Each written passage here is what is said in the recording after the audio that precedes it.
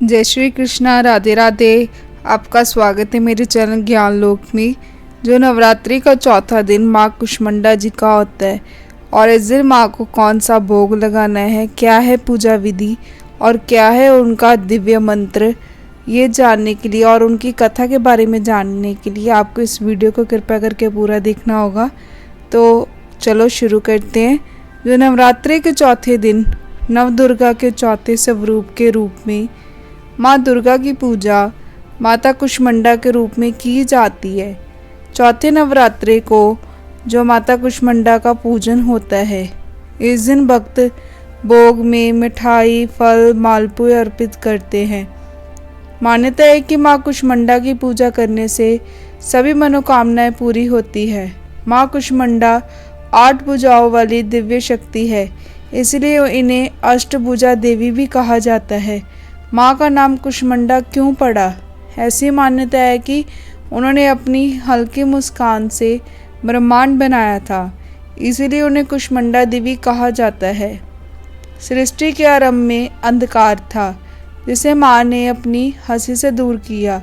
कुष्मांडा देवी में सूर्य की गर्मी सहन करने की शक्ति है, इसीलिए उनकी पूजा करने से भक्तों को शक्ति और ऊर्जा मिलती है। बुध ग्रह से है संबंध। माँ कुष्मांडा का जो बुध ग्रह से संबंध है, माँ कुष्मांडा का संबंध बुध ग्रह से है, इसीलिए माँ का ये रूप बुद्धि का वरदान देती है। मान्यता है कि इस दिन माँ दुर्गा के स्वरूप की पूजा करने से बुध ग्रह कंट्रोल होता है। माँ कुष्मांडा का भोग। माँ कुष्मांडा की पूजा में विशेष रूप से पीले रंग का केसर वाला पेठा चढ़ाना शुभ माना जाता है। कुछ लोग इस अवसर पे सफ़ेद पेठे की फल का भी भोग लगवाते हैं। इसके अलावा मालपुए और बताशे माँ कुष्मांडा के भोग के रूप में अर्पित किए जाते हैं। माँ कुष्मांडा की पूजा विधि। नवरात्रि के चौथे दिन सुबह जल्दी उठ के स्नान करें। इसके बाद माँ कुष्मांडा के व्रत का संकल्प लें। सबसे पहले गंगा जल से पूजा के स्थान को पवित्र करें। फिर लकड़ी की चौकी पे पीला कपड़ा बिछाए, उस पे माँ की प्रतिमा स्थापित करें और माँ कुष्मांडा का ध्यान करें।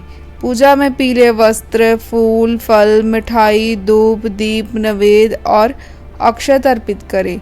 सारी सामग्री अर्पित करने के बाद माँ की आरती करें और भोग लगाए। अंत में क्षमा याचना करें और ध्यान लगा के दुर्गा सप्तशी और दुर्गा चालीसा का पाठ करें। माँ कुष्मांडा का पूजा मंत्र है ओम कुष्मांडाय नमः। बीज मंत्र है कुष्मांडाय ही देवे नमः। ध्यान मंत्र है या देवी सर्वभूतेषु माँ कुष्मांडे रूपेण संस्थिता। नमस्तस्यै नमस्तस्यै नमस्तस्यै नमो नमः। और माँ कुष्मांडा जी की व्रत कथा कुछ इस प्रकार है।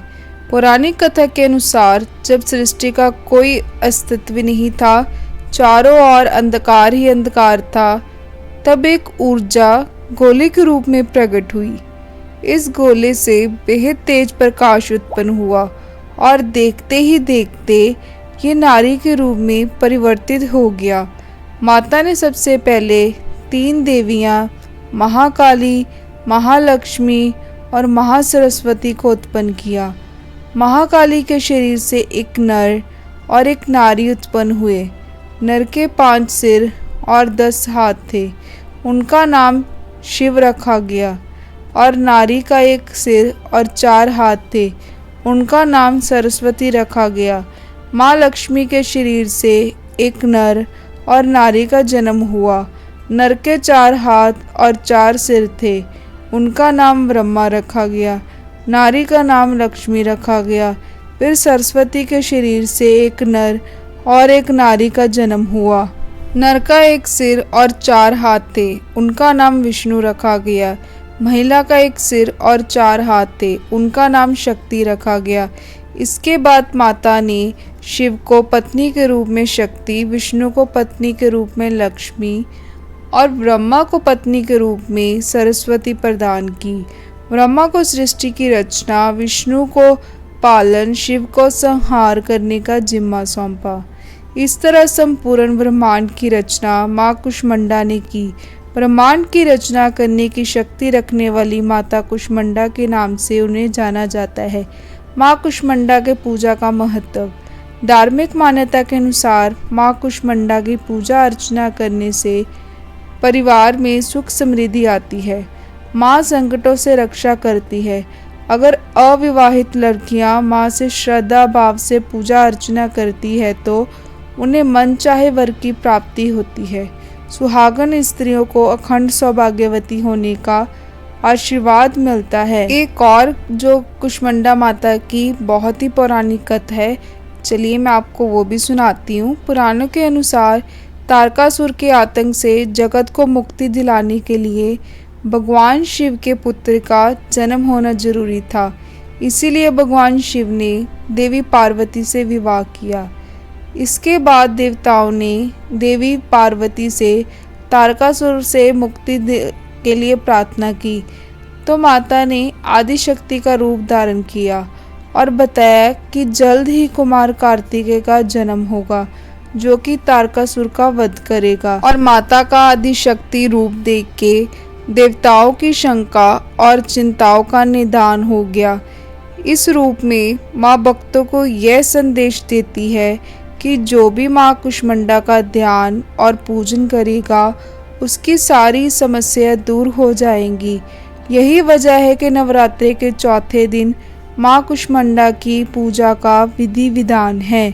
अब मैं आपको माँ कुष्मांडा जी की आरती सुनाऊंगी। कुष्मांडा जय जग सुखदानी, मुझ पे दया करो महारानी।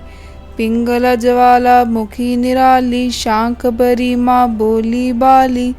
लाखों नाम निराले तेरे, भक्त कई मत वाले तेरे।